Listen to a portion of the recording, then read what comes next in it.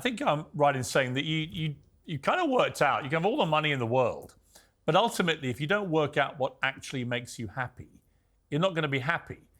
Did you work out, other than not leading life to excess, did you work out the little things in life that actually made you happy?